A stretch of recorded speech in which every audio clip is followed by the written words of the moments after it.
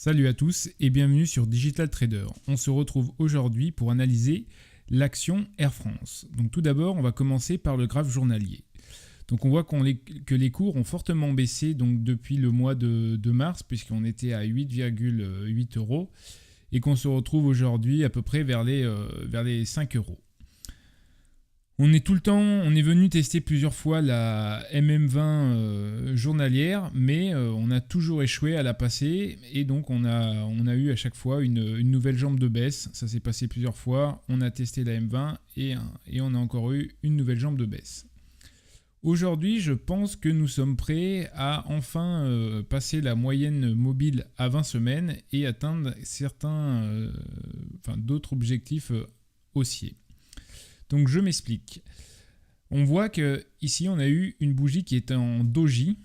Donc un doji, on ne peut pas dire que c'est une fin de tendance baissière, mais en tout cas c'est un signe d'indécision. Quand on regarde le volume sur le doji, donc qui se situe, donc c'est la bougie rouge, on va agrandir. Voilà, on voit que sur le doji les volumes étaient importants. Ça veut dire que les investisseurs ou spéculateurs entre guillemets ont pris des positions assez importantes sur ces niveaux. Ce qui me fait dire qu'on va rebondir après, c'est qu'on voit que sur ce doji, comparé à la dernière bougie rouge là, du 3 août, on a fait un plus bas. Par contre, donc on a bien un plus bas entre ici et ici. Et donc quand on regarde les indicateurs, on voit qu'on n'a pas fait de plus bas sur le RSI. Donc hop. Le RSI, voilà, c'était ici, on avait la grande bougie rouge et après on a eu le doji qui normalement était plus bas, mais l'indicateur a fait un plus haut. Donc ici on a une première divergence haussière. On a aussi fait une divergence haussière donc sur le momentum et si je dis pas de bêtises, voilà, aussi sur le stochastique. Donc tout ça, c'était des signaux qui montraient qu'effectivement, fallait faire attention car la baisse en cours était valide, mais il y avait une chance que les cours puissent se retourner quand même légèrement à la hausse suite à la très grande baisse qu'on a assistée. Donc après, si on regarde, donc le doji peut être aussi assimilé à un turtle soup, c'est-à-dire qu'on a fait un plus bas des 20 dernières bougies, mais on a clôturé donc au-dessus du dernier plus bas qui a été fait juste avant. Donc voilà, donc ça c'est assimilé à un turtle soup. Donc après, si on considère que l'on peut rebondir pour fixer les objectifs, du coup on va déjà avoir dans un premier temps la première résistance à s'affranchir, ça va être la moyenne mobile à 20 jours, donc située aujourd'hui vers les 5,07 euros. Donc ça, c'est le premier obstacle à s'affranchir pour espérer effectivement continuer le rebond technique. Après, bien sûr, on aura les 5, à peu près 25 euros qui correspondent au précédent plus haut. Personnellement, j'envisage qu'on puisse déborder ces précédents plus hauts pour aller ensuite reboucher le gap résiduel donc qui donnera un objectif vers les 5,6 euros. Et pourquoi pas aller aussi chercher donc on va dire les 23,6% de Fibonacci, donc qui correspond au premier retracement quand on prend toute la jambe de baisse entre donc les plus hauts que je parlais tout à l'heure et les plus bas. Donc du coup, on serait capable d'arriver peut-être à aller chercher les 5,77 euros. Et pourquoi pas, si on les déborde, venir tester aussi les 6,35 euros. 6,35 euros. Donc, et refermer aussi le second rap résiduel laissé ici. Donc ça, c'est quand même un objectif qu'il faudra suivre au fur et à mesure parce qu'il est assez ambitieux, sachant qu'aujourd'hui, nous sommes seulement sur les 5 euros.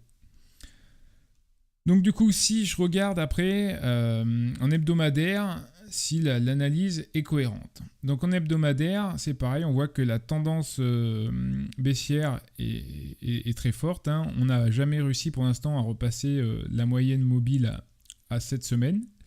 Mais ici, on est dans une zone de neutralité. On voit que les cours baissent quand même légèrement moins. Côté indicateur, tout est négatif. on n'a pas de signaux. Bon, pour l'instant, la semaine n'est pas finie, donc on pourrait espérer qu'on ait une hausse et peut-être venir retester la moyenne mobile à cette semaine et espérer clôturer au-dessus pour avoir un nouveau rebond technique.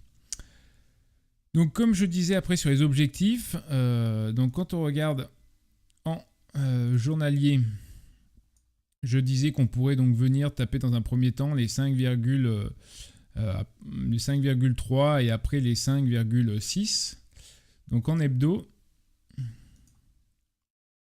voilà, je vais me resituer au milieu. Donc effectivement, les 5,3 correspondraient à la moyenne à peu près mobile à cette semaine. Donc c'est quelque chose qui est tout à fait jouable à court terme. Et après, les 5,6, on serait effectivement dans cette zone de résistance qui, auparavant, avant de passer, donc de casser toute cette zone qui avait propulsé avant les cours à la hausse, qui cette fois était cassée à la baisse. Donc du coup, on pourrait revenir tester, c'est-à-dire faire un pullback sur cette zone pour après ensuite repartir à la baisse.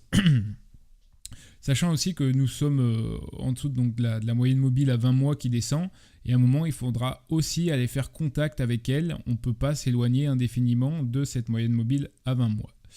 Donc voilà, donc en hebdomadaire, on est à peu près aussi cohérent sur le fait qu'un potentiel rebond est possible avec les objectifs journaliers qui coïncident avec les repères hebdomadaires.